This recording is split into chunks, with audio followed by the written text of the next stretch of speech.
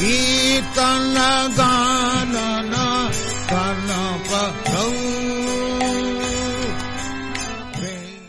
ॐ नमो भगवते वासुदेवाय। ॐ नमो भगवते वासुदेवाय। ॐ नमो भगवते वासुदेवाय। नष्टप्रायेषु भद्रेषु नित्यं भागवते सेवया भगवतीरुत्तमश्लोके भक्ति भवति नाश्यति। तदा रजस्तमो भावा कामलोभादयस्यते चेतो एकैरनाविध्यं तत्सत्ते प्रसीदति। एवं प्रसन्नमनसो भगवद्भक्तिजगता भगवत्तत्त्वविज्ञानमुक्तसंघर्षो जायते। एवं प्रसन्नमनसो भगवद्भक्तिजगता भगवत्तत्त्वविज्ञानमुक्तसंघर्षो जायते।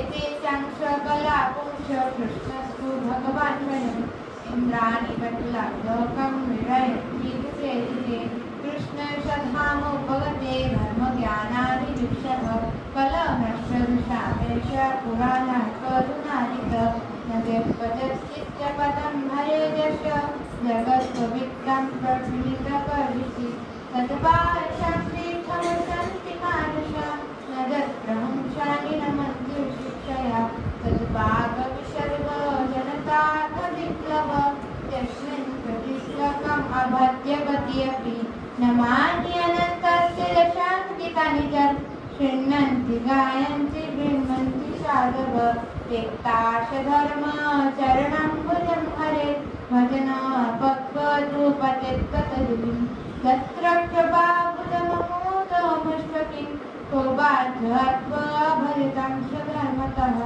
हरे कृष्ण कृष्ण कृष्ण हरे हरे हरे राम राम राम हरे हरे। हरे कृष्ण। धन्यवाद।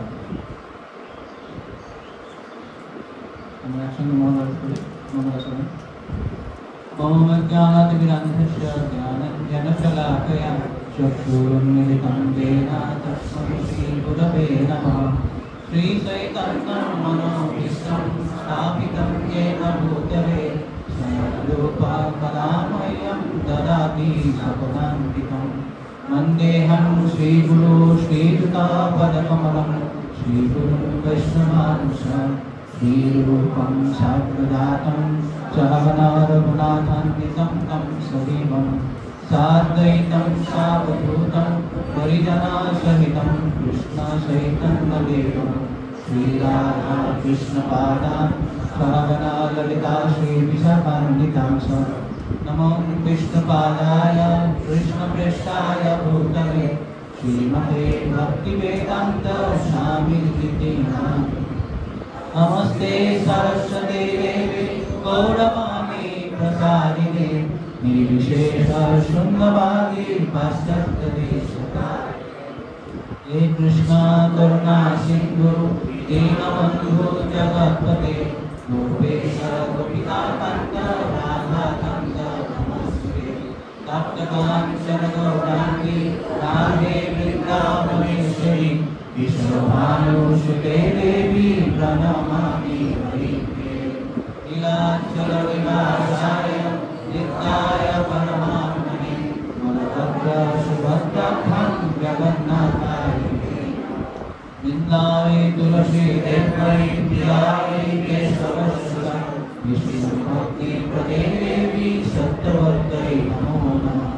वञ्चाकल्पतरुभ्यश्च कृपासिन्धुभ्येव च पावनेभ्यो वैष्णवेभ्यो नमो नमः। जय श्री कृष्ण चैतन्य प्रभु नित्यानन्द श्री अद्वैत गदाधर शिवासादि गौरभक्तवृन्द। हरे कृष्ण कृष्ण कृष्ण हरे हरे हरे राम राम राम हरे।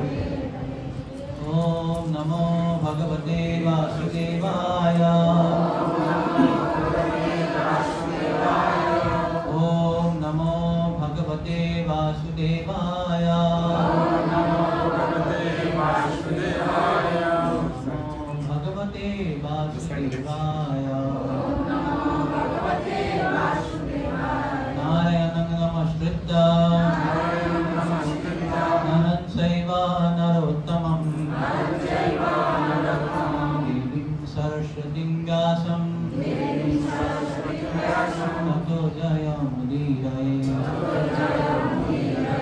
नष्टप्रायेषु अभद्रेषु नित्यं भागवत सेवया भगवती उत्तम श्लोके भक्तिर्भवति नैष्टिकी कृष्णाय वासुदेवाय देवकी नंदनाय च गोपकुमाराय गोविन्दाय नमो नमः।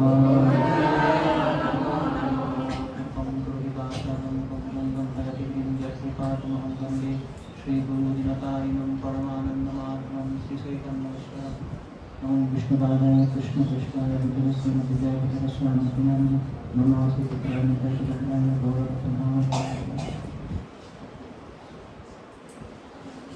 हरे कृष्ण।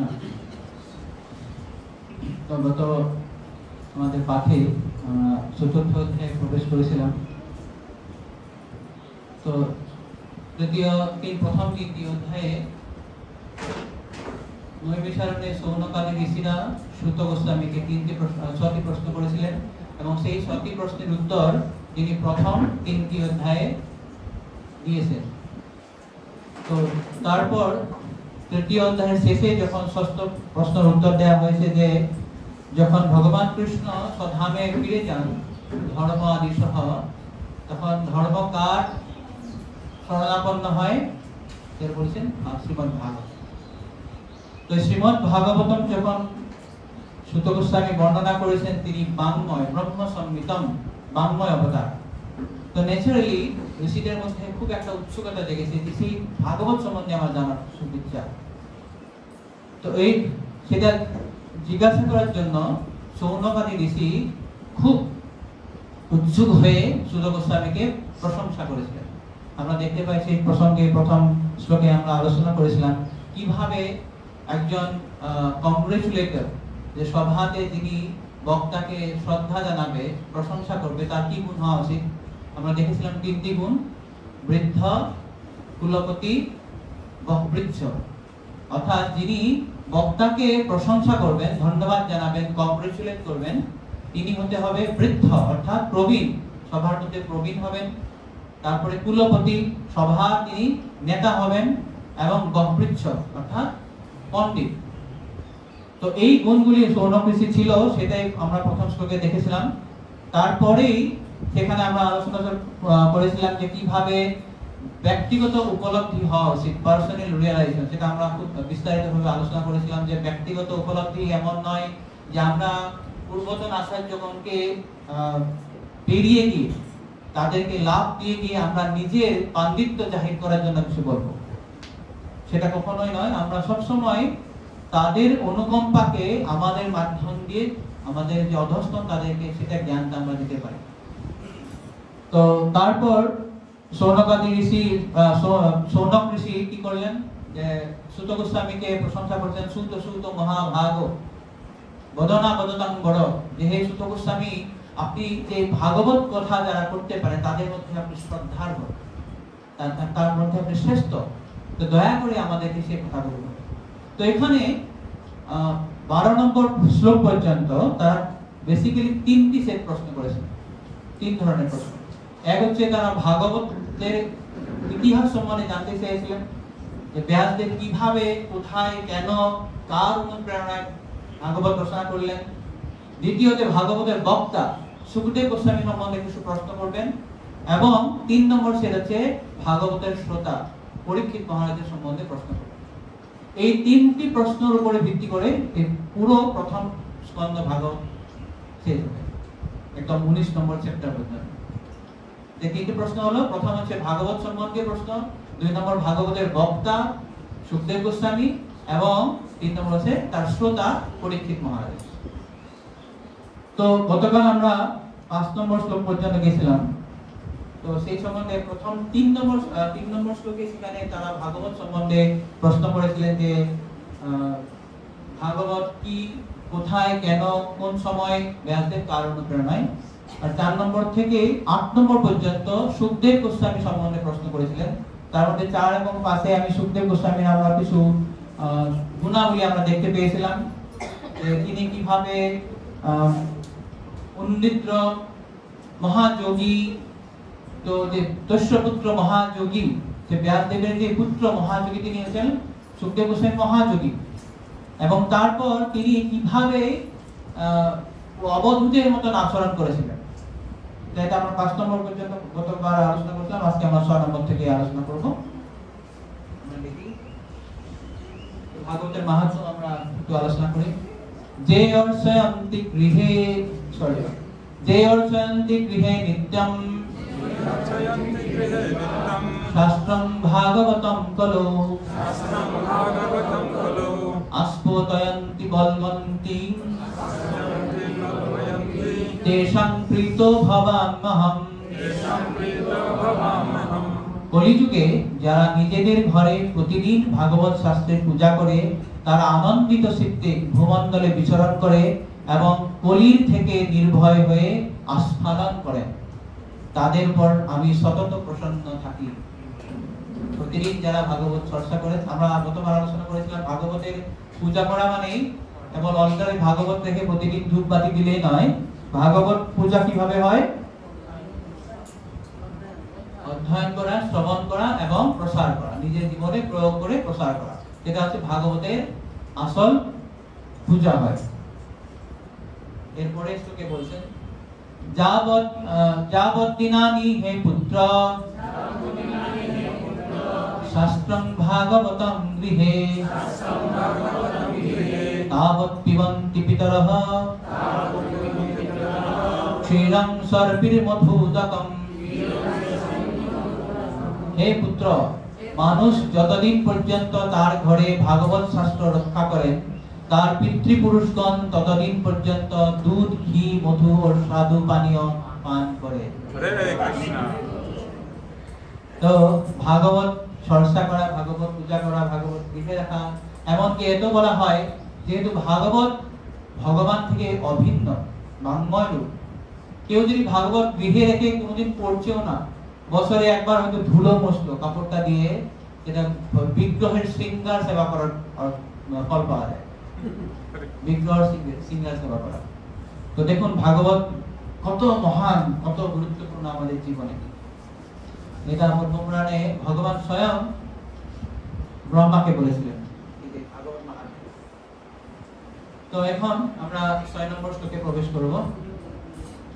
তো এর আগে যখন 5 নম্বর শ্লোকে আমরা দেখেছিলাম যে যখন সুখদেব গোস্বামী এক হ্রদের পাশ দিয়ে যখন যাচ্ছিলেন নগ্ন হয়ে, সেখানে কিছু দেবাঙ্গনা নগ্ন হয়ে স্নান করেছিলেন। তারা সুখদেব গোস্বামীকে দেখে নিজের দেহকে আবৃত করছিলেন না, কিন্তু তার পিতৃ ব্যাসদেবকে দেখে সেটা করেছিলেন। সেটা আমরা চর্চা করেছিলাম যে কিভাবে ব্যাসদেব যেহেতু তিনি গৃহস্থ লীলা করেছিলেন, তাই তিনি সেটা ডিফারেন্সিয়েট করেছিলেন, পৃথক দেখেছিলেন। এটা দেখা তো দরকার, কিন্তু তার পুত্র যেহেতু মহাযোগী, তিনি অবধূত, তিনি সেই সব বিষয়ের ঊর্ধ্বে, তার জন্য তিনি কিছু মনে করেননি। এখন এরপর আরো কিছু প্রশ্ন করেছেন। এই যে সুখদেব সম্বন্ধে প্রশ্ন করবেন 4, 5, 6, 7 এবং 8 পর্যন্ত। তো 6 নম্বর প্রশ্নটা করবেন এখন।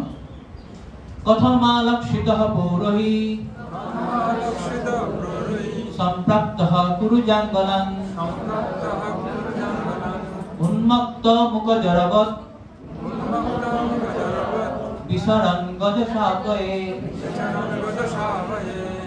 তো বলছে কথমালক্ষিতঃ পৌরহি, যে পৌরহি মানে পুরো নারীগণ, যেখানে সুখদেব গোস্বামী যখন প্রবেশ করেছিলেন, সেই পুরো নারীগণ তারা কিভাবে সুখদেব গোস্বামীকে চিনতে পেরেছিলেন? কেন চিনতে পেরেছিলেন? কি অসুবিধা তাকে চিনতে? কেননা তিনি কিভাবে আচরণ করেছিলেন? উন্মত্ত মানে পাগলের মতো, উন্মত্ত লোকের মতো। উন্মত্ত, তারপর মুখ মানে হচ্ছে মূর্খ, জড় মানে হচ্ছে জ্বরের মতন, এইভাবে বিচরণ করেছিলেন। যেখানে যখন তিনি হস্তিনাপুরে প্রবেশ করেছেন, গজশাবয়ে। হস্তিনাপুর, প্রভুপাদ লিখেছেন যে হস্তিনাপুর শহরটা বা নগরিকা মহারাজ হস্তি প্রতিষ্ঠা করেছিলেন, তার নাম হস্তিনাপুর, আবার যেখানে অনেক হস্তি থাকতেন।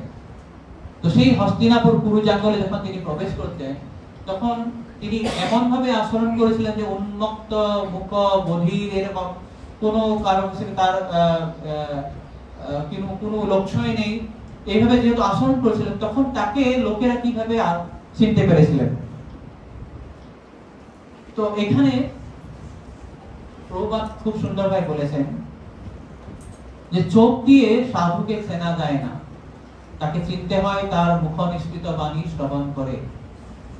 তাই চোখ দিয়ে দর্শন করার জন্য কোনো সাধু বা মহাত্মার কাছে যাওয়া উচিত নয়, তার কাছে যাওয়া উচিত তার মুখের কথা শোনার জন্য। কেউ যদি সাধুর উপদেশ শুনতে প্রস্তুত না থাকে, তাহলে কেবল সাধুকে দর্শন করে কোনো লাভ হয় না। আমাদের অনেকে এটা থাকে যে মহান মহান বৈষ্ণবরা এখানে মায়াপুরে আছেন, তাদেরকে আমি দেখবো, প্রণাম করব, আর সবার একটা আমাদের ভাব থেকে গিয়ে কি করব, একদম সামনে গিয়ে দাঁড়াবো। গুরু মহারাজ যখন শনিবার দিন ক্লাস দিন, কে সামনে গিয়ে আগে বসতে পারে, হয় কি না? গুরু মহারাজ যখন কোনোদিন অনেক মাস পরে যখন মায়াপুরে ঢুকে, সবার মধ্যে একটা প্রায় ঝগড়া লেগে কে আগে গিয়ে দেখতে পারে। যেমন গুরু মহারাজ আমাকে দেখলে হাসবে, আমাকে লাঠিটা দিয়ে আশীর্বাদ করবে। তো সেটা একটা সেবা, ঠিক ভালো সেবা, যারা সেটাকে বলা হয় গোপু সেবা। কিন্তু গোপু সেবার থেকেও শ্রেষ্ঠ সেবা হচ্ছে বাণী সেবা। বাণী সেবাটা কি? যে মহাত্মাদের বা গুরুদেবের যে তার নির্দেশ উপদেশ, সেগুলো যখন আমরা ভালোভাবে পালন করবো, সেটা হচ্ছে আসল সেবা। কেননা বাণী সেবা এক হচ্ছে নিত্য, গোপু সেবা নিত্য নয়। আমরা যেহেতু এই জড়দেহ ধারণ করছি, প্রভু মহারাজ বা গুরু মহারাজ বা অন্যান্য যারা মহান বৈষ্ণবরা, তারাও যেহেতু ওই জড়দেহ নিয়ে লীলা করছেন, তো একদিন না একদিন এই জড়দেহ নশ্বর শেষ হয়ে যাবে। তাছাড়াও যেহেতু আমরা এখনো শুদ্ধ ভক্ত নয়, অনেক সময় একটা প্রবণতা থাকে বা একটা ভয় থাকে বা একটা সম্ভাবনা থাকে তাদের প্রতি কিছু অপরাধ করে ফেলা। আমরা যদি খুব ক্লোজলি মহারাজদের বা উন্নত ভক্তদের বা গুরুদেবের আমরা সেবা করি, গোপু সেবা করি, আমাদের অনেক সময় মনে হতে পারে তিনি তো আমার মতনই তো দেখছে, আমার মতন খায়, আমার মতন ঘুমায়, সবকিছু আমার মতনই বলছে, উনারও কাশি হচ্ছে, উনারও জ্বর হয়, উনারও প্যারালাইসিস হয়, উনিও হুইল চেয়ারে ঘুরে, আমাদের মতনই তো লোক। কিন্তু স্ট্রিক্টলি বলা হয়েছে, শাস্ত্রে বলেছেন, কেউ যদি গুরুকে যদি সাধারণ লোক বা উন্নত ভক্তদেরকে সাধারণ লোক মনে করেন, সেটা হচ্ছে একটা মস্ত বড় অপরাধ। তো যেহেতু আমরা শুদ্ধ ভক্ত নয়, অনেক সময় হওয়ার প্রবণতা থাকে, তার জন্য সেফলি আমাদের চেষ্টা করতে হয় বাণী সেবা করার জন্য। তো এইভাবে বাণী সেবা করে যারা জীবনে উন্নতি করেছেন, তার একটা উদাহরণ দিতে পারেন? শ্রীল প্রভুপাদ অনেকবার তিনি বলেছেন যে আমি আমার জীবনে মাত্র 3 বার বা 4 বার আমার গুরুর সঙ্গে দেখা হয়েছে, only 3 to 4 times। প্রথমবার 1922 সালে উল্টোডাঙ্গাতে হয়েছে, তারপরে 33 সালে এলাহাবাদে যখন তার দীক্ষা হয়েছে। তো এইভাবে মাত্র 3-4 বার, তার বেশি হয়নি দেখা। কিন্তু তিনি বলতেন আমি কখনো আমার গুরুর থেকে আমি পৃথক ভাবি না, আমার মনে হয় সব সময় যে গুরু আমার কাছে আছে।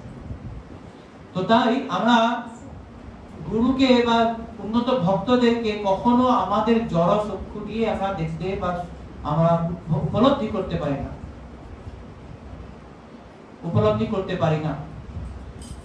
তো তাদেরকে উপলব্ধি করতে হলে, তাদেরকে জানতে হলে, তাদের কথা শ্রবণ করতে হবে। তাই এখানে বলেছেন প্রভুপাদ খুব সুন্দরভাবে, চোখ দিয়ে সাধুকে চেনা যায় না, তাদের চিনতে হবে, তাদের কথা শুনে, তাদের কথা, তাদের উপদেশ যখন আমরা মানবো, তখনই আমরা তাদেরকে চিনতে পারবো। যেমন আমরা দেখি পঞ্চম স্কন্ধের 6ষ্ঠ অধ্যায়ে ঋষভদেবের কাহিনী আছে। ঋষভদেব যখন তার পুত্রদেরকে রাজ্যভার দেওয়ার পর তিনি যখন বেরিয়ে যান, তিনি এমন ভাবে আচরণ করেন যে অবধূত নগ্ন হয়ে সারা দেশে ঘুরছেন, কারো কিছু ভ্রুক্ষেপ নেই, তার উপরে লোক পাথর ফেলাচ্ছে, ছুড়িয়ে দিচ্ছে, তার উপরে লোক পেচ্ছাপ করছে, পায়খানা করছে, অধোবায়ু ত্যাগ করে দিয়েছে, কত কিছু করেছে। তিনি অজগর বৃত্তি নিয়ে পড়েছিল, মানে খাওয়া দাওয়া করবেন না। অজগর বৃত্তি মানে অজগর যেরকম এক জায়গায় পড়ে থাকে, ও খাওয়ার জন্য এদিক ওদিক যাবে না, তার সামনে যদি কোনো কিছু জীব জন্তু যায়, তার যদি খিদা পায় খেয়ে, যেটাকে বলে অজগর বৃত্তি। তো তিনিও অজগর বৃত্তি নিয়ে সেখানে পড়েছিলেন। কিন্তু তিনি ছিলেন ভগবানের সপ্তমের অবতার, যে পৃথু মহারাজ। সে একই ধরনের সপ্তম স্কন্ধে এক অবধূত ব্রাহ্মণের কথা বর্ণনা করা হয়েছে। সেই অবধূত ব্রাহ্মণ যখন প্রহ্লাদ মহারাজ তাকে দেখলেন, তিনি বুঝতে পারলেন যে অ্যাকচুয়ালি উনি একজন মহান পণ্ডিত। তার কাছে কি অনেক কথা তিনি প্রশ্ন করেছেন। সেই অবধূত ব্রাহ্মণ প্রহ্লাদ মহারাজকে বর্ণাশ্রম ধর্মের উপর প্রায় 4 থেকে 5টা চ্যাপ্টার তিনি বর্ণনা করেছেন।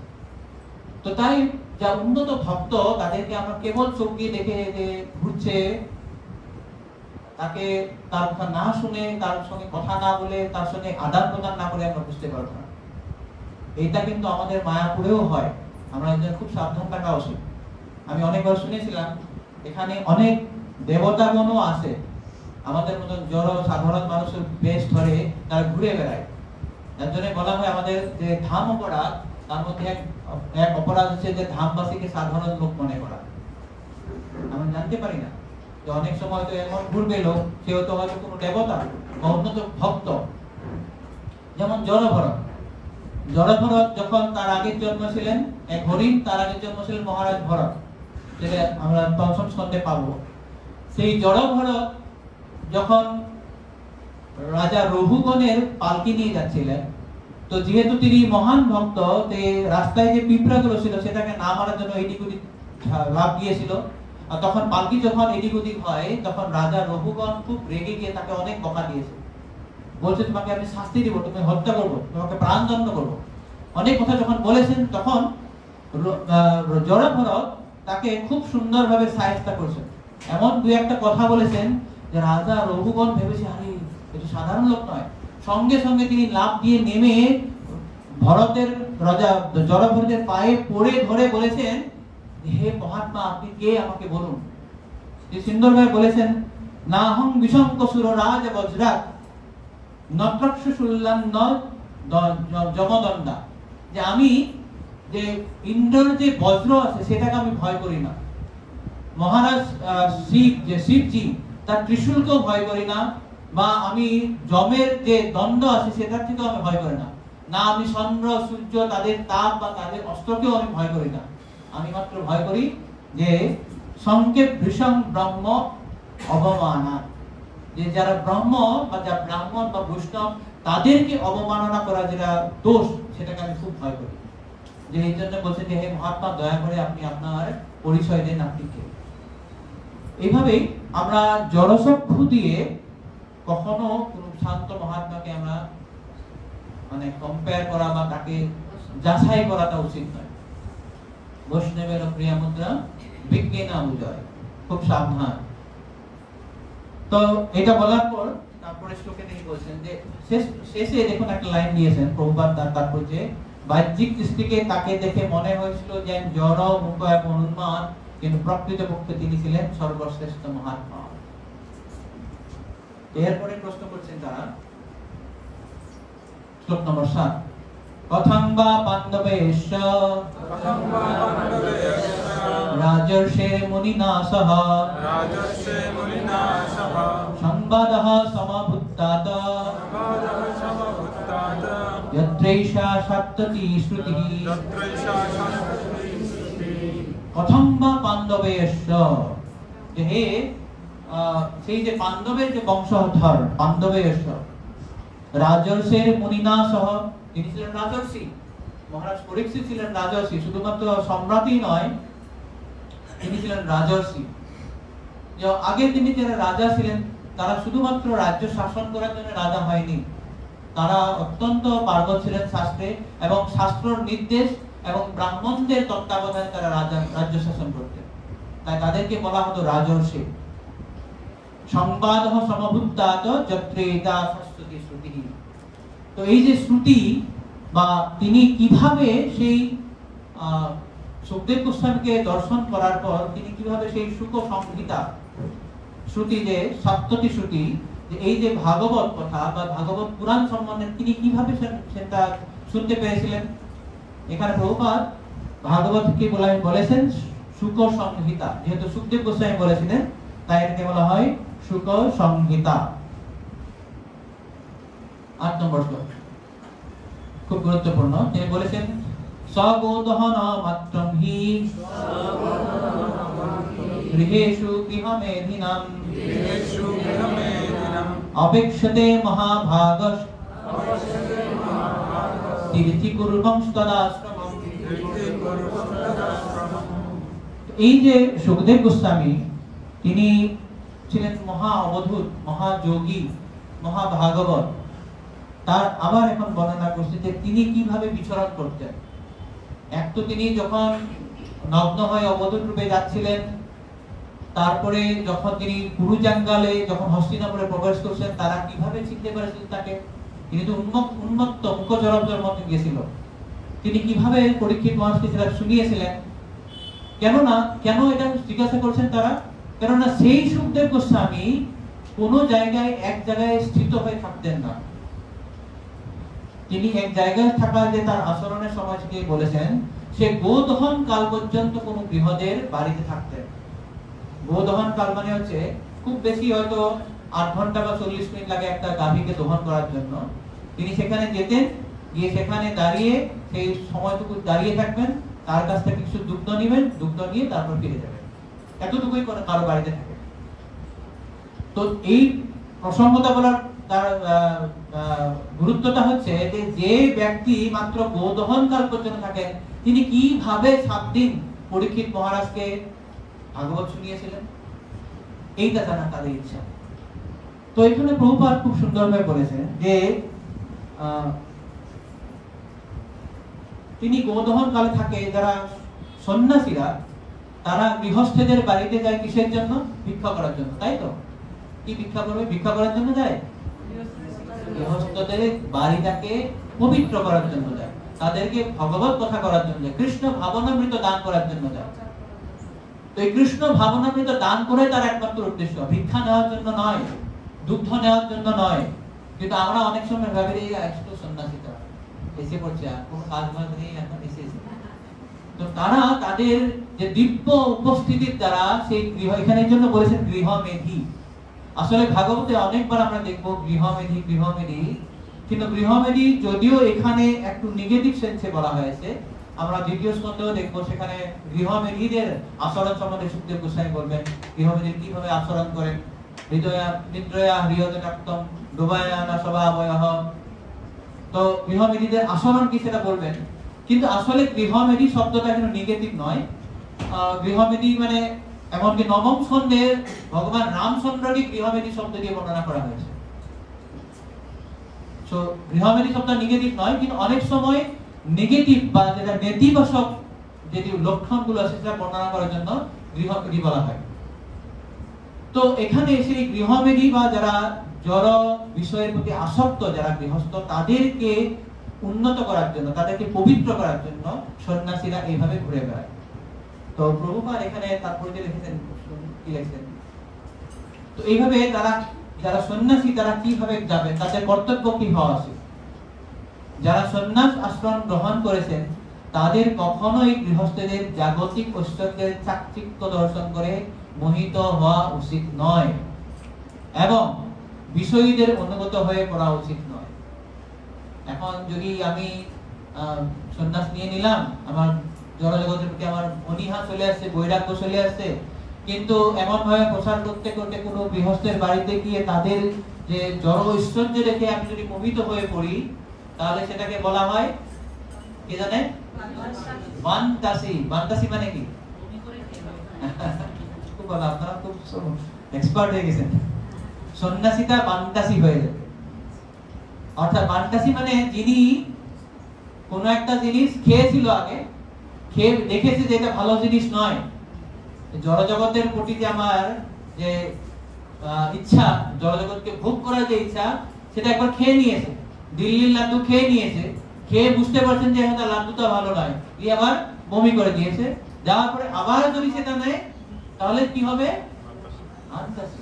সেটা প্রভুপাদ কি বলছেন শুনুন লাস্টে, যিনি সন্ন্যাস আশ্রম গ্রহণ করেছেন তার পক্ষে তা বিষপান করা অথবা আত্মহত্যা করা সমতুল্য। আত্মহত্যা করবে।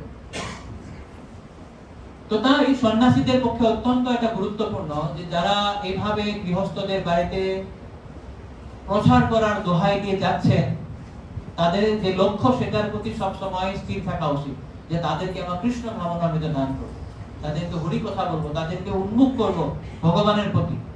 যদি সেটা আমি উন্মুখ করতে না পারি, তাহলে আমি তাদের বাড়িতে যাওয়া উচিত নয়। তাই এইটা কোন যে সন্ন্যাসী হোক তার কতটা শুদ্ধতা আছে সেই শুদ্ধতার উপর নির্ভর করে সে ততটা প্রসার করতে পারবে, সে ততটাই তার নিজেকে রক্ষা করতে পারবে যে জড়জাগতিক সাংস্কৃতিক বা গৃহস্থদের যে ঐশ্বর্যের প্রতি যে সেটা প্রলোভিত হয়ে না পড়ে। শ্রীমদ্ ভাগবতের 11 অধ্যায়ে যে 24 গুরু তত্ত্ব আছে সেখানে বলেছেন যে যেমন আগুন এবং ঘি, এখন আগুনকে যতটা ঘি দেওয়া হয়, আগুন যদি বড় আগুন হয় ততটা ঘি সে কনজিউম করতে পারবে, নিতে পারবে, পারবে তো? যদি বড় আগুন আপনি যতই ঘি দেন নিতে পারবে, কিন্তু আগুনটা যদি অপ্রশত হয় সেখানে আপনি যদি ঘি ঢেলে দেন 1 লিটার 2 লিটার আগুন নিভে যাবে। তো একই ধরনের আগুনকে শুদ্ধ ভক্ত সঙ্গ বা সন্ন্যাসীর সঙ্গে তুলনা করা হয়েছে। যে সন্ন্যাসী খুব ভালোভাবে নিজে উন্নত ভক্ত হবে, মহান হবে, উপলব্ধ ভক্ত হবে, সে ততটাই জড়জগতের যে প্রলোভন বা জড়জগতের যে সাক্ষিক্য সেটা থেকে প্রলোভিত হতে পারবে না, সেগুলো তাকে প্রলোভিত করবে না। So it's kind like of immunity, মানে একটা রোগ প্রতিরোধ ক্ষমতার মতো। যার যতটা রোগ প্রতিরোধ ক্ষমতা আছে ততটুকুই যে বাইরের জীবাণু তাকে আক্রমণ করতে পারবে না। কিন্তু আমার যদি প্রতিরোধ ক্ষমতা নেই তাহলে আমাকে রোগ আক্রমণ করবে। তো এই জন্য এটা বলেছেন যে এটা বিষতুল্য হয়ে যায়। তার জন্য এই জন্য সন্ন্যাসীরা, প্রভুপাদ খুব গুরুত্ব দিয়েছে যে সন্ন্যাসীরা অবশ্যই এটা মনে রাখা উচিত যে কিভাবে তারা প্রসারে যাবে, সবসময় নিজেকে যেন রক্ষা করতে পারে। তাই আমাদেরকে, আমরা যে প্রসারে যাচ্ছি, আমাদেরকেও যাতে মায়াদেবী যাতে আমাদেরকে প্রলোভিত করতে না পারে, প্রভাবিত করতে না পারে, আমাদের নিজেরও আধ্যাত্মিক শক্তিতে বাড়ানো উচিত। Purity is the force, Prabhupada বলেছেন। তো এইভাবেই 8 নম্বর পর্যন্ত তাদের সেকেন্ড সেট অফ কোয়েশ্চেন হয়ে গেল সুখদেব গোস্বামী সম্বন্ধে। এখন তারা প্রশ্ন করবেন কার? শ্রোতা সম্বন্ধে। শ্রোতা ছিল পরীক্ষিত মহারাজ। নেক্সট 9 থেকে 13 নম্বর পর্যন্ত এখানে তারা প্রশ্ন করবেন 12 পরীক্ষিত মহারাজ সম্বন্ধে। অভিমন্যু সুতং সুত প্রাহুর্ভাগবতোত্তমঃ তস্য জন্ম মহাসজ্জম কর্মাণি সগৃহীনঃ। অভিমন্যু সুত সুত, হে সুত গোস্বামী, অভিমন্যু সুত, অভিমন্যু সুতকে, অভিমন্যু পুত্রকে পরীক্ষিত মহারাজ, অভিমন্যু এবং উত্তরার পুত্র হচ্ছে পরীক্ষিত মহারাজ। প্রাহুর্ভাগবতোত্তমঃ, তাকে বলা হয় যে ভাগবতোত্তমঃ, উত্তম ভক্ত, ভগবানের উত্তম ভক্ত। বিভিন্ন সময় আমরা দেখব ভাগবতোত্তমোত্তম, এখানে পরীক্ষিত মহারাজ ভাগবতোত্তমোত্তম বলা হয়েছে। পরীক্ষিত মহারাজকে আবার, এই পরীক্ষিত মহারাজকে সুখদেব গোস্বামী 10ম স্কন্ধে বলছেন ভাগবতোত্তম, মানে যারা ভাগবত উত্তম তার মধ্যে আপনি উত্তম। এটা ব্রহ্ম মোহন লীলা আমরা দেখতে পাবো। তো একবার প্রভুপাদকে জিজ্ঞাসা করছেন তার শিষ্যরা, প্রভুপাদ উত্তম ভক্ত কয়জন আছে? বেস্ট তো একজনই হয় না? আপনি সুখদেব গোস্বামীকে ভাগবতোত্তম বলেন, পরীক্ষিত মহারাজকে ভাগবতোত্তম বলেন, সবাইকে তো বেস্ট তো একজনই হয়। তো প্রভুপাদ হেসে বলছেন সবাই ভাগবতোত্তম, সবাই বেস্ট, এখানে বেটার গুড চলে না, এখানে সব বেস্টে হয়, যারা ভগবানের ভক্তরা সবাই বেস্ট। তো এই ভাগবতোত্তম পরীক্ষিত মহারাজ সময় তারা প্রশ্ন করেছেন যে তস্য জন্ম মহাসহ্য, তার জন্ম অত্যন্ত আশ্চর্যজনক, কর্মাণি সগৃহীনঃ, তার কর্ম অত্যন্ত আশ্চর্যজনক। তো তার জন্ম কিভাবে আশ্চর্যজনক? কেন জন্ম আশ্চর্যজনক বলুন?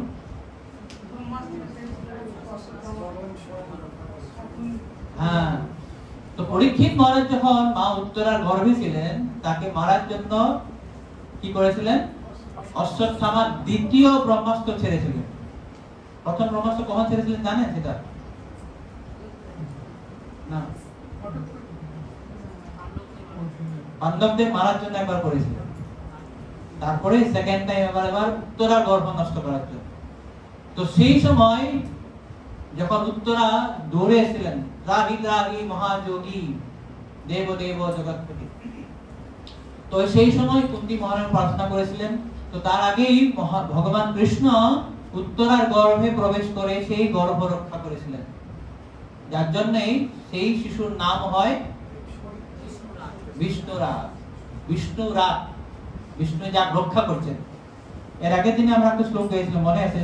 তস্মৈন বিভাসিতয়ং অতুল জ্ঞান প্রদীপং পুরা তদ্রূপেণ স নারদায় মুনয়ে কৃষ্ণায় তদ্রূপিণা যোগীন্দ্রায় তদাত্মনাথ ভাগবত রাতায় কারুণ্যত। ভাগবত রাত, এখানে পরীক্ষিত মহারাজকে ভাগবত রাত বলে বর্ণনা করেছে। সেই একই বিষ্ণুরাত, ভাগবত রাত, যে যাকে ভগবান রক্ষা করেছেন। তো সেই পরীক্ষিত মহারাজ যখন গর্ভে ছিলেন তাকে ভগবান রক্ষা করেছিলেন। তার জন্যই তার জন্ম অত্যন্ত আশ্চর্যজনক। কর্মানি আশ্চর্য, কর্মানি আশ্চর্য, তার কর্ম আশ্চর্য। কিভাবে কর্ম আশ্চর্য বলুন? পরীক্ষিত মহারাজের কর্ম কেন আশ্চর্যজনক? কি কাজ করেছিলেন যে আশ্চর্যকর কর্ম?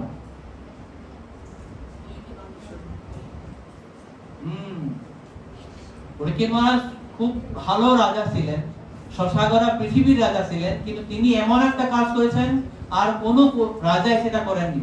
স্বয়ং কলিকে দণ্ড দিয়েছিলেন। স্বয়ং কলিকে তিনি মানে প্রাণে মারার জন্য উদ্যত হয়ে তাকে চেক করে দিয়েছিলেন, বন্ধ করে দিয়েছিলেন যে কলি শুরু হতে পারবে না। কিন্তু ভগবানের ইচ্ছায় কলি আসবেই, কিন্তু তার সেইটা শক্তি ছিল যে কলিকেও তিনি দণ্ড দিতে পেরেছিলেন। তার জন্য তার কর্ম আশ্চর্য, তার বৈরাগ্য আশ্চর্য। কিভাবে আশ্চর্য এরপরে আমরা দেখছি। আর তার মৃত্যু আশ্চর্য। তার চারটি জিনিস: জন্ম, কর্ম, বৈরাগ্য এবং মৃত্যু। তো তারা এটা প্রশ্ন করছেন যে পরীক্ষিত মহারাজ সম্বন্ধে আমার জানার খুব ইচ্ছা। সেই পরীক্ষিত মহারাজের জন্ম আশ্চর্যজনক, কর্ম আশ্চর্যজনক, বৈরাগ্য আশ্চর্যজনক, যার মৃত্যু আশ্চর্যজনক, সে সম্বন্ধে আমরা বলব। তারা খুব উৎসুক জানার জন্য। দেখুন তারপরে সসম্রাট কশ্যপা হেতুঃ পাণ্ডূনাং মানবর্ধনঃ প্রায়োপবিষ্ট গঙ্গায়াম অনাদৃত্যাধিরাজ শ্রিয়ম। সসম্রাট কশ্যপা হেতু, সেই সম্রাট যে ভাগবতোত্তম, সেই সম্রাট যার জন্ম, কর্ম সমস্ত কিছু আশ্চর্যজনক। কশ্যপা হেতু, কিসের জন্য তিনি কি করলেন? প্রায়োপবিষ্ট গঙ্গায়। কেন তিনি গঙ্গার পাড়ে বসে প্রায়োপবিষ্ট হয়ে সেখানে বসেছিলেন? যিনি ছিলেন কি? পাণ্ডূনাং মানবর্ধনম, পাণ্ডুর মান বর্ধন করেছিলেন। যে পরীক্ষিত মহারাজ তিনি ছিলেন পাণ্ডুদের উত্তরাধিকারী, মহারাজ যুধিষ্ঠির উত্তরাধিকারী। যে মহারাজ যুধিষ্ঠির তিনি ভগবান প্রদত্ত যে রাজ্য তিনি পেয়েছিলেন, তিনি ভগবান কৃষ্ণ এবং ভীষ্ম, আমরা নবম অধ্যায়ে দেখব তিনি কিভাবে শাসন করেছিলেন। ভীষ্মোক্তম অচ্যুতোক্তম, তিনি ভগবান কৃষ্ণ যেভাবে তাকে আদেশ দিয়েছিলেন এবং ভগবান পিতামহ ভীষ্ম তাকে যেভাবে উপদেশ দিয়েছিলেন, সেই উপদেশকে সারগত করে তিনি রাজ্য শাসন করেছেন। এই যুধিষ্ঠির মহারাজের যে বিশাল রাজ্য তিনি উত্তরাধিকার সূত্রে পেয়েছেন এবং তার সাথে তাদের গুণাবলীও পেয়েছিলেন। তো এই এক মহান রাজা যারা পাণ্ডুর মান বর্ধন করেছিলেন, তিনি কেন অনাদৃত্যাধিরাজ শ্রিয়ম, তিনি সমস্ত কিছু অবহেলা করে বাদ দিয়েছিলেন কেন? এহেন রাজা এই যে মহান রাজত্ব, সমস্ত কিছু ঐশ্বর্য, সব কিছু হেলা বাদ দিয়ে কেন গঙ্গার তীরে গিয়ে বসে তিনি মৃত্যুর অপেক্ষা করেছিলেন? যেটা তাদের 2 নম্বর প্রশ্ন পরীক্ষিত সম্বন্ধে। তো এর পরে এইটার উত্তর আমরা তারপরে দুটো শ্লোকে আমরা দেখতে পাবো। 11 নম্বর ভাগ, খুব সুন্দর শ্লোক, গুরুত্বপূর্ণ। নমন্তি যৎপাদনিকে তমাত্মনঃ, দুবার করে গাই। নমন্তি যৎপাদনিকে তমাত্মনঃ শিবায় হানিয় ধনানি সত্রবঃ, শিবায় হানিয় ধনানি সত্রবঃ কথম চ বীরঃ শ্রিয়মঙ্গ দুষ্টজাং, কথম চ বীরঃ শ্রিয়মঙ্গ দুষ্টজাং যুবৈষতুষ্টস্তু মহো মহাসহাসুভিঃ, যুবৈষতুষ্টস্তু মহো সহাসুভিঃ নমন্তি যৎপাদ নিকেতমাত্মনঃ। এখন পরীক্ষিত মহারাজের আর গুণাবলী বর্ণনা করছে যে পরীক্ষিত মহারাজ ভাগবতোত্তম, যিনি পাণ্ডুদের মান বর্ধন করে পাণ্ডুদের সেই মহান রাজ্য তিনি শাসন করেছিলেন, সেই মহারাজ পরীক্ষিতের পাদপদ্মে তার যে শত্রুরা ছিলেন তারা সে মাথা অবনত করেছিলেন। নমন্তি যৎপাদ নিকেতনম, যার পাদপদ্মে এসে তার শত্রুরা বা যারা রাজা ছিলেন তারা আসে কি করে তাদের মুকুট সহ সেখানে প্রণাম করতেন। কেন প্রণাম করতেন? কি দরকার? আত্মনঃ শিবায় হানিয় ধনানিশ, তাদের নিজের মঙ্গলের জন্য। কেননা আমরা যদি পরীক্ষিত মহারাজের ছত্রছায়ায় থাকি তাহলে আমাদের রাজ্য খুব শান্তিতে থাকবে, কিন্তু আমরা যদি পরীক্ষিত মহারাজকে না মেনে যদি আমরা নিজে রাজত্ব করতে যাই তাহলে আমার রাজ্য কোনো শান্তি থাকবে না। তাই নিজের মঙ্গলে বলছে আত্মনঃ শিবায়, শিবায় মানে নিজের মঙ্গলের জন্য, হানিয় ধনানি, সমস্ত কিছু ধন এনে দিয়ে তাদের পরীক্ষিত মহারাজের শরণে নতমস্তক হয়ে প্রণাম করতেন। এহেন মানে পরাক্রমী রাজা ছিলেন। সেজন্য বলা হয়েছে আগে সসম্রাট। সম্রাট মানে হচ্ছে মানে সসাগরা পৃথিবীর রাজা। রাজা হচ্ছে একটা রাজ্যের রাজা হয়, সম্রাট হচ্ছে সমস্ত রাজাদের যে রাজা তাকে বলা হয় সম্রাট। তো এই সম্রাট পরীক্ষিতের শরণে সকল শত্রুরা আছে সেখানে প্রণাম করতেন নিজের মঙ্গলের জন্য। তাহলে এহেন একজন রাজা প্রথম বীর শ্রিয়মঙ্গ দুস্তজা, তো এহেন রাজা কেন, যিনি অত্যন্ত বীর রাজা ছিলেন, কেন তিনি এই সমস্ত কিছু দ্বারা যেটা ত্যাগ করা অত্যন্ত কঠিন, দুস্তজান মানে মানে ত্যাগ করা তো অত্যন্ত কঠিন, কেন তিনি ত্যাগ করলেন? আচ্ছা ত্যাগ করলেন, যদি বয়স হয়ে যায় বৃদ্ধ হয়ে যায় সেটা ঠিক আছে, কিন্তু পরীক্ষিত তো বৃদ্ধ ছিল না, তিনি কি ছিলেন? যুব ওই এসতঃ, তিনি যুবক রাজা ছিলেন। যুব এসত অশুভি, রাজ্যই কেবল ত্যাগ করেনি, তার প্রাণও ত্যাগ করেছিল। তো এইভাবে এইহেন রাজা কেন তিনি এত ঐশ্বর্যশালী রাজ্য এবং নিজের জীবন যে ত্যাগ করলেন কিসের জন্য? আচ্ছা রাজা ত্যাগ করলে তো অসুবিধাটা কোথায়? উনি ত্যাগ করেছেন, এই যে রাজা পরীক্ষিত মহারাজ তিনি রাজ্য শেষ ত্যাগ করলেন, নিজের জীবন ত্যাগ করলেন, দেখেন অসুবিধাটা কোথায়, কি অসুবিধা হয় এর পরের শ্লোকে তারা বলেছেন খুব সুন্দর ভাবে। দেখুন খুব গুরুত্বপূর্ণ শ্লোক। শিবায় লোকস্য ভবায় ভূতয়ে যৌত্তম শ্লোক পরায়ণ জনঃ জীবন্তি নাত্মার্থম অশোকরাশ্রয়ম মুমুষ নির্বিদ্য কুতঃ কলেবরম। তো এই যে মহারাজ পরীক্ষিত, যাকে বলা হয়েছে উত্তম শ্লোক পরায়ণা, উত্তম শ্লোক মানে হচ্ছে ভগবান কৃষ্ণ। অনেক সময় ভক্তদেরকে উত্তম শ্লোক পরায়ণা, ভাগবত পরায়ণা, নারায়ণ পরায়ণা, বাসুদেব পরায়ণা, কৃষ্ণ পরায়ণা এইভাবে বলা হয়। তো যে ভগবান কৃষ্ণকে উত্তম শ্লোক দিয়ে বর্ণনা করা হয় তার জন্য কৃষ্ণকে বলা হয় উত্তম শ্লোক। তো এই উত্তম শ্লোক পরায়ণ যে জনা, যে ভগবানের যারা ভক্তরা, তারা কিসের জন্য বেঁচে থাকে? ঠিক আছে, 3 নম্বর লাইনে বলেন জীবন্তি নাত্মার্থ, নিজের জন্য ওরা বাঁচে না, নিজের স্বার্থের জন্য ওরা বাঁচে না। কার জন্য বাঁচে? শিবায় লোকস্য ভবায় ভূতয়ে। শিবায় লোকস্য মানে জনসাধারণের মঙ্গলের জন্য, শিবায় হচ্ছে মানে মঙ্গলের জন্য। কি মঙ্গলের জন্য? ভবায়, ভবায় আপনারা যদি ট্রান্সলেশন দেখেন এখানে প্রভুপাদ বলেছেন প্রগতি সাধনের জন্য। সাধারণত ভব মানে হচ্ছে আমাদের রিপিটেড বার্থ এন্ড ডেথ, আমাদের জড়জগতের জন্ম হয়, সেটাকে বলা হয় ভব, যেটা বলা হয় ভব সাগর। তো এখানে ভব মানে এটা বলা হয়েছে যে আমাদের জড় উন্নতির কথা বলা হয়নি।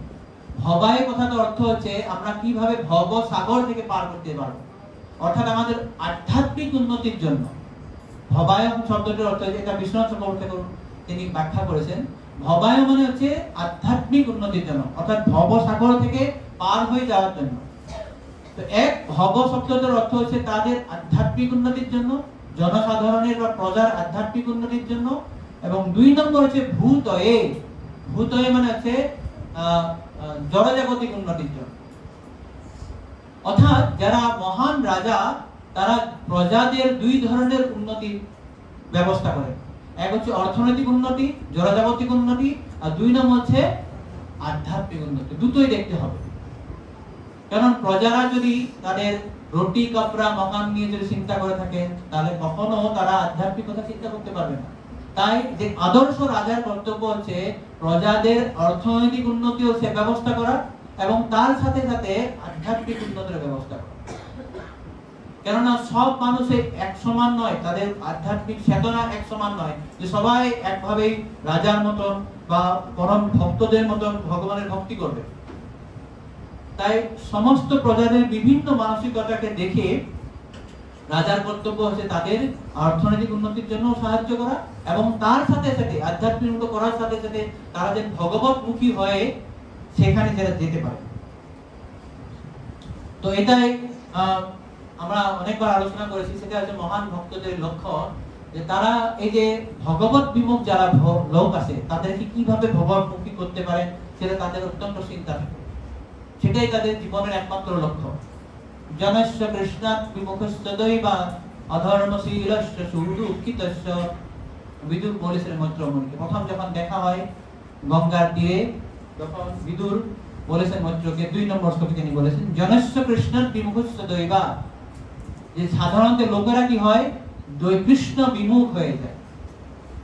বিমুখস্য দৈবা মানে ভগবানের থেকে বিমুখ, আর ভগবান থেকে বিমুখ হওয়ার পর তারা কি হয় অধর্মশীলস্য সুদুঃখিতস্য, তারা আরো বেশি অধর্ম করে। আর যে অধর্ম করবে আবার কি হয় বেশি করে দুঃখে পড়ে। তার আগের শ্লোকে বলেছিলেন যে তারা এই জগতে আসে সুখ পাওয়ার জন্য বিভিন্ন ধরনের কাজ করে, বিভিন্ন কাজ করে কিসের জন্য? সুখ পাওয়ার জন্য। কিন্তু সেই সুখ পাওয়ার জন্য যে কাজ করার পরে তারা তো সুখ পায়ই না, আবার বেশি করে দুঃখে নিমজ্জিত হয়। তার জন্য এই শ্লোকের পর বিদুর বললেন যে জনস্য কৃষ্ণাৎ বিমুখস্য দৈবা, এই যে লোকেরা যে দৈব বিমুখ হয়ে গেছে, কৃষ্ণ বিমুখ হয়েছে, হয়ে অধর্ম করে দুঃখে পড়ে, তাদেরকে অনুগ্রহায় ইহ সরন্তি নূনম, তাদেরকে অনুগ্রহ করার জন্য তারা বিচরণ করেন কিসের জন্য? ভবানি ভূতানি জনার্দনস্য।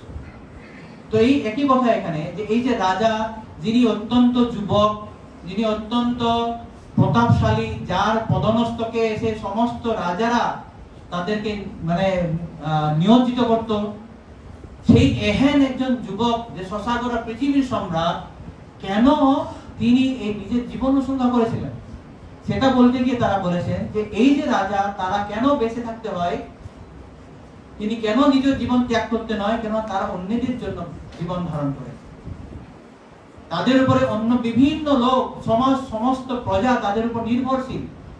কেন এইহেন রাজা এই সমস্ত প্রজাদের ভবায় এবং ভূতায়, তাদের আধ্যাত্মিক এবং জড়জাগতিক উন্নতির ব্যবস্থা করতে পারে। তাদের নিজের জীবনের কোনো থাকে না, জীবন্তি আত্মার্থ অসৌ পরাশ্রয়ম, তাদের প্রতি সবাই আশ্রয় গ্রহণ করে থাকেন। মুমোস নির্বৃত্ত কুতৌ কলেবর, কেন তিনি কলেবর, তিনি কেন জীবন ত্যাগ করে দিলেন, এটাই তারা প্রশ্ন করলেন। তো এখানেই দেখুন আপনারা প্রভুপাদ দেখুন কি বলছেন তাৎপর্যে, এই যে তিনি মূর্খের তো এক শ্রেণী জীবকে রক্ষা করে অন্য ধরনের জীবদের হত্যা করার নির্দেশ দিয়ে আংশিক ভাবে রাজ্য পরিচালনা করেন। এখানে পরীক্ষিত মহারাজের কথা প্রভুপাদ বলছেন যে রাজা এমন হবে না যে কাউকে ভালোবাসবে কাউকে বাদ দিবে। যেমন এখনকার দেশে আমরা দেখতে পাই যে আইন বানানো হয় কেবল মানুষের জন্য, যদি মানুষ মানুষকে মেরে ফেলে তাদের জন্য ফাঁসির ব্যবস্থা আছে, কিন্তু অন্যান্য জীবকে যদি মেরে ফেলে তাদের কোনো শাস্ত্রীয় ব্যবস্থা নেই। কিন্তু শাস্ত্র সেটা বলছে না। শাস্ত্র হচ্ছে প্রজা, প্রজা মানে যে রাজ্যের মধ্যে যেই জন্মগ্রহণ করে তাকে বলা হয় প্রজা, শুধু মানুষ নয়, মানুষ ছাড়া অন্যান্য জীবেরাও যখন সেই রাজ্যের মধ্যে, সেই দেশের মধ্যে জন্মগ্রহণ করে তাকে বলা হয় প্রজা। সুতরাং রাজ্যের কর্তব্য হচ্ছে সমস্ত প্রজাদেরকে সুরক্ষা দান করা। তাই এক আদর্শবান রাজা হবে শুধুমাত্র মানুষ নয়, আর সমস্ত পশু পাখি যারা অন্যান্য জীব তাদেরকেও রক্ষা করা, যেটা আমরা দেখতে পাবো পরীক্ষিত মহারাজের, যখন তিনি গাভীকে এবং বৃষকে শাস্তি দান করেছিলেন বা মেরে ফেলার চেষ্টা করেছিলেন, সে কলিকে দ্বন্দ্ব রেখে চেয়েছিলেন। তো এইখানে এখানে বলেছেন যে তিনি আংশিকভাবে রাজ্য চালনা করেননি, যে কাউকে ভালোবাসবে কাউকে ভালোবাসবেন না। তিনি কি করেছিলেন যে এক শ্রেণী জীবকে রক্ষা করবে বাদ দিবে এরকম নয়। এরপরে খুব গুরুত্বপূর্ণ কথা বলেছেন প্রভুপাদ, রাজা হচ্ছেন পরমেশ্বর ভগবানের প্রতিনিধি, তাই রাজার উদ্দেশ্য পরমেশ্বর ভগবানের উদ্দেশ্যের সঙ্গে এক। কি বলছেন এখানে? তিনি রাজা হচ্ছে ভগবানের প্রতিনিধি। তো ভগবানের উদ্দেশ্য কি?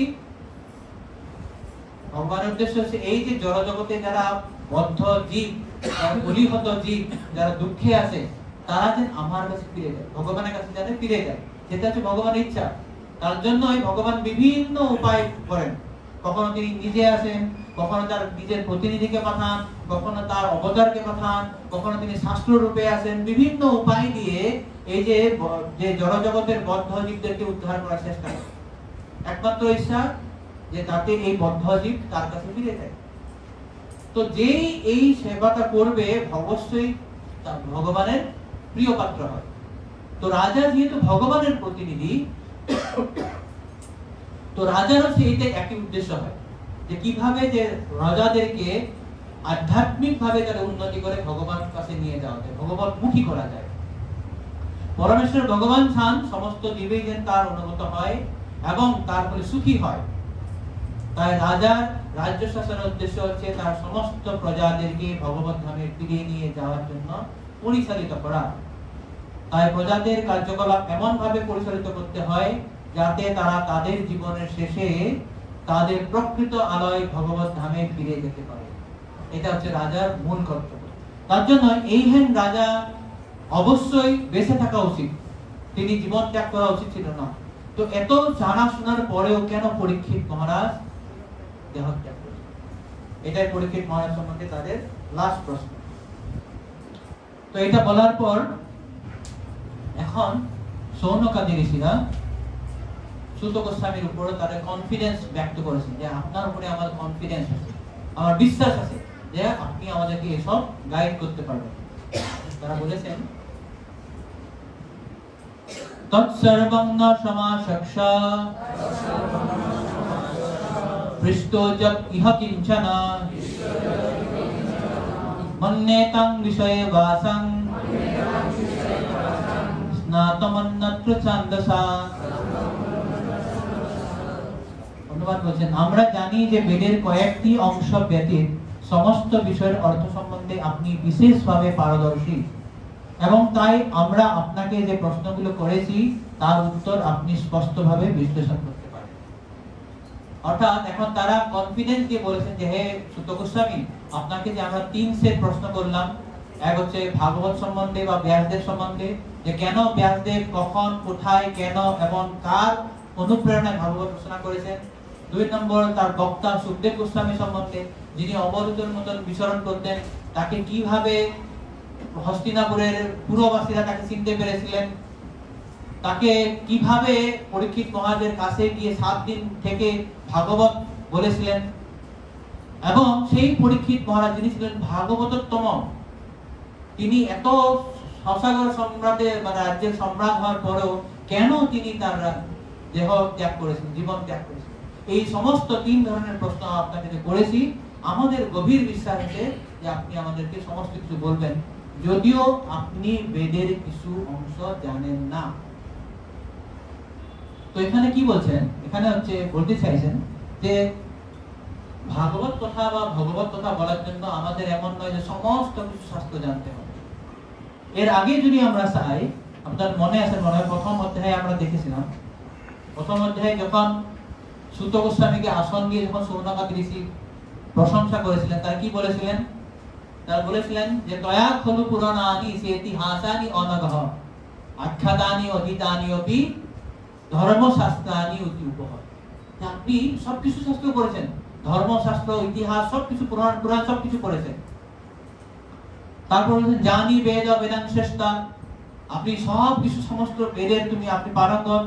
আর তারপরে বলেছেন বেদথং সর্বতম তত্ত্বতঃ, সমস্ত কিছু বেদ জানেন।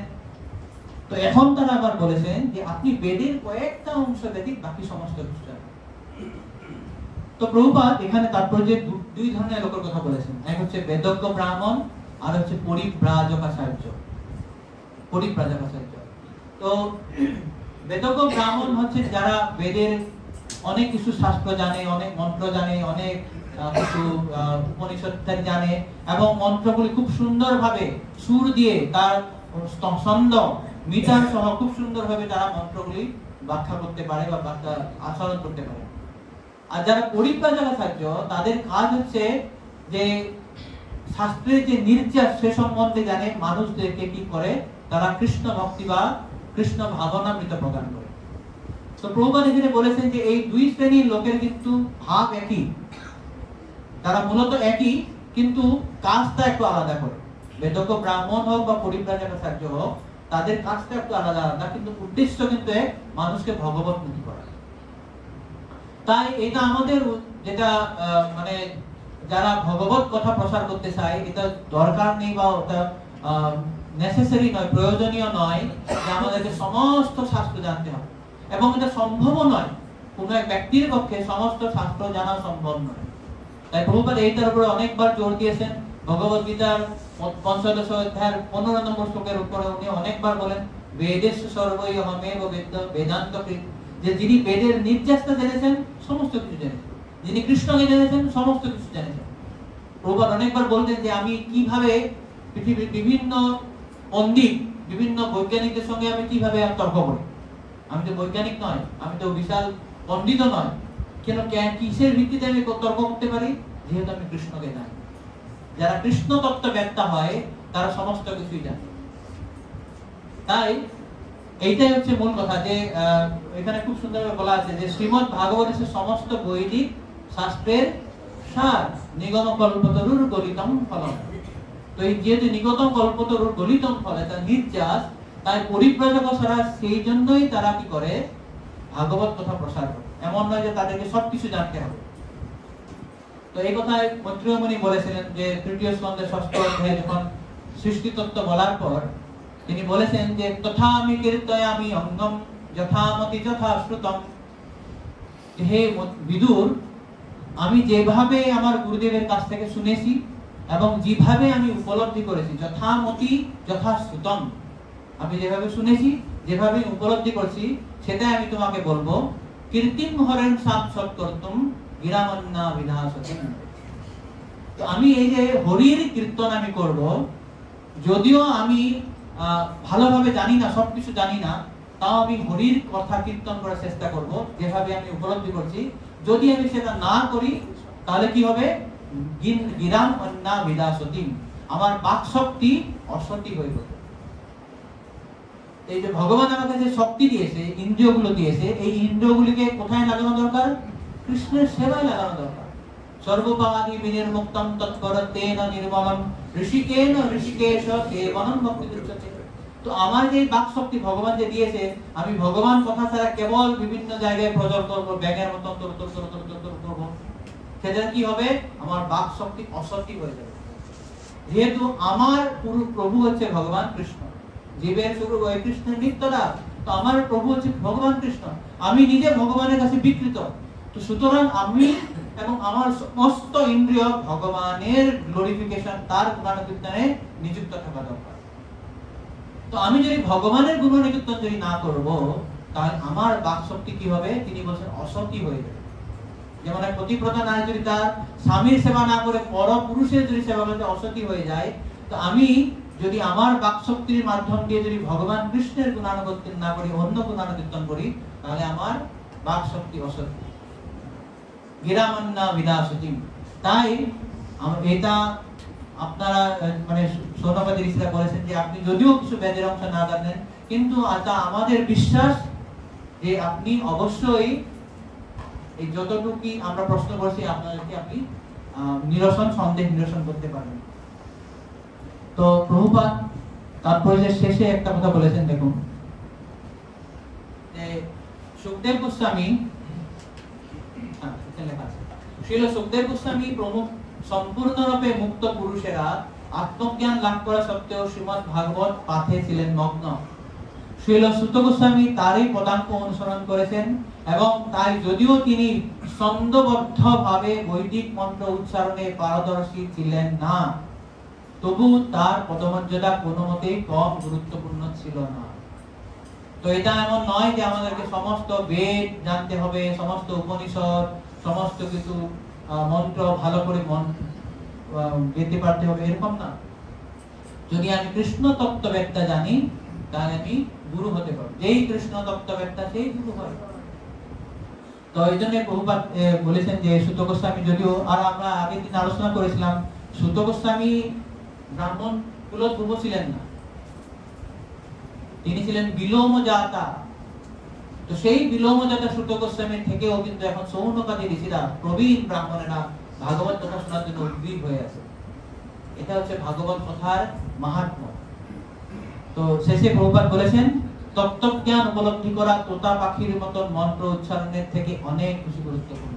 এই যে রিয়েলাইজেশন, উপলব্ধি, ভগবত কথা উপলব্ধি হচ্ছে সব থেকে গুরুত্বপূর্ণ। তোতা পাখির মতন আওড়ালে হবে না। আমি হয়তো মন্ত্র জানি না, অনেক ব্রাহ্মণ হয়তো মন্ত্র জানতে পারে, বা আমরা যখন অনেক সময় শ্লোক বলি বা মন্ত্র করি অনেকে ভুল ধরতে পারে, আপনি শ্লোকেই বলতে জানেন না, কিন্তু সে শ্লোক খুব ভালো ছন্দ দিয়ে নিতাত দিয়ে বললেই হবে না যদি আমার ভক্তি। তাই সে বলেছেন যে তোতা পাখির থেকে মতন মানে মন্ত্র উচ্চারণ করা থেকে তত্ত্ব জ্ঞান উপলব্ধি করা বেশি গুরুত্বপূর্ণ। তো একটা কথা আছে না যে একবার একটা শিকারী মানে বনে গিয়ে জাল বিছায় আর পাখিদেরকে ধরে। তো পাখিরা একটা মিটিং করলো, মিটিং করে বলছে যে সাবধান, কিন্তু ওই যে আছে না, ওকে তো খুব চতুর শিকারের ব্যাগটা, ও কি করে গান গায়, সুন্দর সুন্দর গান গায়। যেমন আপনি জানেন হরিণকে কিভাবে শিকার করেন, ব্যাগরা সুন্দর বাঁশি বাজায়, আর হরিণ খুব বাঁশির শব্দ ধ্বনি খুব আকর্ষিত হয়, আর এমন সুন্দর বাঁশি বাজাবে হরিণ চলে আসবে, তখনই তাকে শিকার করে নেয়। তো এইভাবে তারা বললো যে এই যে শিকারী আছে না, শিকারী আয়েগা, জাল বিছায়েগা, দানা ডালেগা, ফসনা নেই। শিকারী আসবে, আর জাল বিছাবে, দানা দিবে, সুন্দর সুন্দর গান গাবে, গান শুনে কিন্তু কষে যাবা না, কিন্তু কষলেই শেষ। তো হলো মিটিং সিটিং হলো, কয়েকদিন পরে আবার শিকারী এসছে, এসে এক সুন্দর জাল বিছিয়েছে, দিয়ে এখন গান শুরু করে দিয়েছে, গান দিয়ে একদম দানা দিয়েছে। ওই মানে পাখিরা বলছে सुनो सुनो शिकारी आ गए, কিন্তু आ गया, জাল भी बिछा दिया, दाना भी डाल दिया, ফসমত বলছে। আস্তে আস্তে একটা পাখি গিয়ে দানা খাওয়া শুরু করে, যেই দানা খেতে গেছে এই ফসে গেছে। তো সেটা হচ্ছে আমরা তোতা পাখির মতন বললেই হবে না, আমাদের উপলব্ধি করতে হবে। যখন আমরা উপলব্ধি করব তখন আমাদেরকে কখনো মায়া দেবী প্রভাবিত করতে পারবে না, বা আমার মায়ার জালে কখনো ফাঁদে পড়ে যাব না। তো এটাই রিয়েলাইজেশন, যেটা আমাদের উপলব্ধি কখন হয়, যখন আমরা শুদ্ধ ভক্তকে সেবা করব। Service to the pure devotees convert our knowledge to realisation. আমাদের নলেজ, আমার জ্ঞান যে আছে, জ্ঞানটা উপলব্ধিতে কখন পরিণত হয়, যখন আমরা শুদ্ধ ভক্তের সেবা করব। আমরা অনেক শাস্ত্র পড়তে পারি, ভক্তি শাস্ত্রী, ভক্তি বৈভব, অনেক কিছু আমরা পড়ি, আমরা দেখি, কিন্তু ব্যবহারিক ক্ষেত্রে আমরা দেখি অনেককেই যে তাদের কোনো উপলব্ধি নেই। কেন উপলব্ধি নেই? উপলব্ধি এই জন্য হয় না কেন তারা মহৎ সেবা করে না। মহৎ সেবা দারম আহর বিভক্তে তমোদ্দারম যোষিতম সঙ্গী সঙ্গম। তো এই শাস্ত্রে ভাগবতে ভগবত সঙ্গ করা, মহৎ সেবা করার অনেক অনেক কথা বলা হয়েছে, অনেকবার বলা হয়েছে। তো যতক্ষণ পর্যন্ত আমরা যতই উন্নত ভক্ত, মানে যতই আমরা পুরোনো ভক্ত হয় না কেন, যতই আমরা শাস্ত্র জ্ঞান থাকি না কেন, আমাদের মধ্যে অনেকে অহংকার করে আমি মায়াপুরে অনেক দিন যাবত আছি, 30 বছর, 40 বছর, 50 বছরে আসি, কিন্তু আমি যদি মহৎ সেবা না করি, শুদ্ধ ভক্তের সেবা না করি, আমার এই জ্ঞান কখনো উপলব্ধিতে পরিণত হবে না। তাই বলা হয়েছে service to the pure devotees converts our knowledge into realisation. মহৎ সেবার দ্বারাই আমার জ্ঞান উপলব্ধিতে পরিপূর্ণ হবে। তো তাই হচ্ছে এই সেকশনটা। এর পরবর্তীতে আমরা দেখব কিভাবে বেদব্যাস এই বেদকে বিস্তার করেছিলেন, তারপরে ওনার অসন্তুষ্টি, এবং সেই সময় তার গুরুদেব নারদ মুনি প্রবেশ হয়েছে। আজকে এখানে রাখি। কারো যদি কিছু প্রশ্ন, মন্তব্য, সংশোধন থাকে অবশ্যই করতে হবে।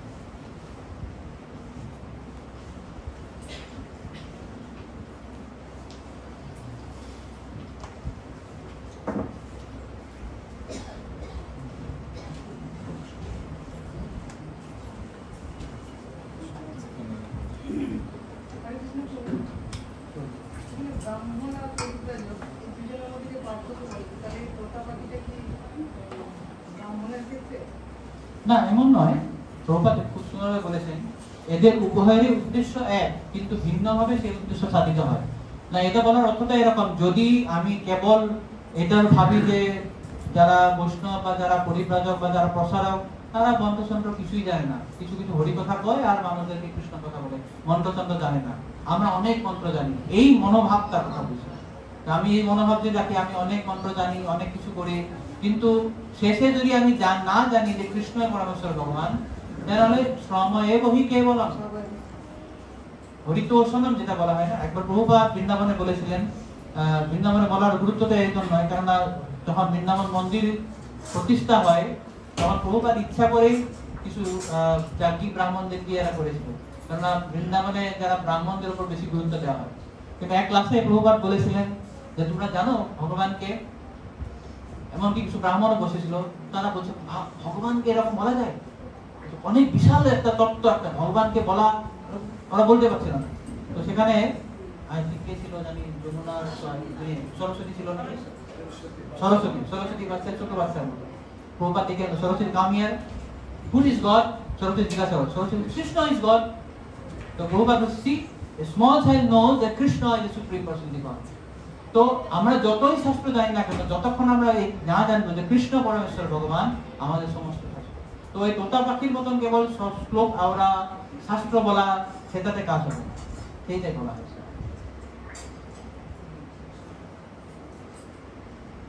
আর কারো কিছু প্রশ্ন?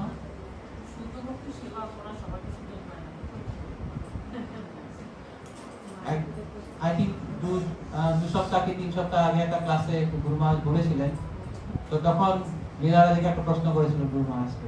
তখন গুরু মহারাজ বলেছেন যে এইভাবে সেবা করার ইচ্ছা করার জন্য গৌরাঙ্গ মহাপ্রভুর কাছে কান্না করতে হবে, প্রে করতে হবে। আসলে আমাদের আসামে যে একটা কথা আছে, সেটা হচ্ছে একটা প্রবাদের মতন, ভালে পায় ভালো, যাবরে পায় খালো। মানে যারা ভাল তারা ভাল জিনিসকে পায়, আর যারা নোংরা জিনিস তারা খালের মধ্যে খালে যাবে, ওরা মানে নোংরা জায়গায় যাবে। ভালে পায় ভালো, যাবরে পায় খালো। খাল মানে হচ্ছে নোংরা জায়গা। তো যারা নোংরা জিনিসগুলো খালেই যাবে, আর যারা ভাল জিনিস ভালো। তো আমাদের মধ্যে যদি এটা হৃদয়ে যদি বাসনা থাকে, আমি শুদ্ধ ভক্ত লাগবে, শুদ্ধ ভক্ত সেবা করতে চাই, যখন আমার হৃদয়ে বাসনাটা আছে, তো হৃদয়ের মধ্যে পরমাত্মা আছে, তো জানে, তো তিনি সুযোগ করে দেবেন। দদামি বুদ্ধি যোগম তং জ্ঞান মামুপয়ন দিতে। তো আমি এই জন্যই বলা হয়, যখন আমরা ভগবত দর্শন করি, রাধামাধব দর্শন করি, আমাদের মনের কথা খুলে বলা দরকার, তার কাছে কান্না করা দরকার, আর সেখানেও বলা দরকার, এবং সবসময় সেটা মনেও ধারণ করা দরকার। যখন আমি হৃদয়ে ভাষণা করবো যে আমি শুদ্ধ ভক্তের সেবা করতে চাই, অবশ্যই শুদ্ধ ভক্তে দিয়ে দিব। আমরা বুঝতেই পারবো না কিভাবে আসবে আমার সামনে। তো এই জন্য বলা হয় আমার ভক্তি যে করবো, আমার মনোভাবটা কি, সব গিয়ে সব কথার কিন্তু একটাই মূল, আমি ভক্তি করছি কি মনোভাব কি। উপদেশামৃতর আপনারা দেখবেন ভূমিকা প্রভুপাদ লিখেছেন, সাধকের ভক্তি জীবনে প্রগতি নির্ভর করে তার মনোভাবের উপর। আমি এই হরি কোথায় আসি না কেন, একাদশীতে 16 মালা 64 মালা জপ করি না কেন, গঙ্গা স্নান প্রতিদিন করি না, সবকিছু বৃথা হয়ে যাবে যদি আমার মনোভাব ঠিক থাকে না। আর এবং আমার ভক্তি জীবনে আমি তাড়াতাড়ি উন্নতি করব, আমি 64 মালা নাও করতে পারি, আমি প্রতিদিন গঙ্গা নাও দিতে পারি, আমার মনোভাব কিরকম, সবকিছু মনোভাবের উপর।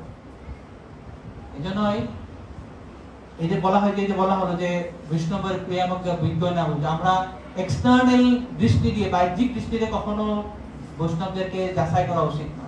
আমি জানি না, আমি দেখছি হয়তো বাইরে এমনি ঘুরছে, উনি মহান ভক্ত হতে পারে, দেবতা হতে পারে, মানে ঋষিমুনি হতে পারে। তো আমার মনোভাব আমার ঠিক করা উচিত। ভক্তি জীবনে মনোভাব যদি ঠিক থাকে, আমরা ভক্তিকে খুব ত্বরান্বিত এগিয়ে যেতে পারবো। ঠিক আছে মাতাজি? ওকে, আর কারো প্রশ্ন নেই? ঠিক।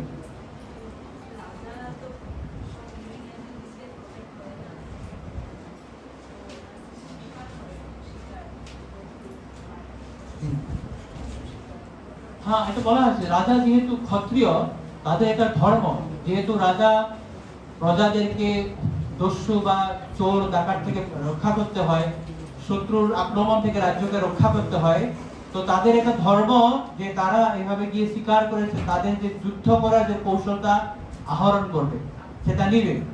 কিন্তু তারা কখনোই তাদের নিজের ইন্দ্রিয় তৃপ্তির জন্য যে আমি মাংস খাবো সেই জন্য আচরণ করবে।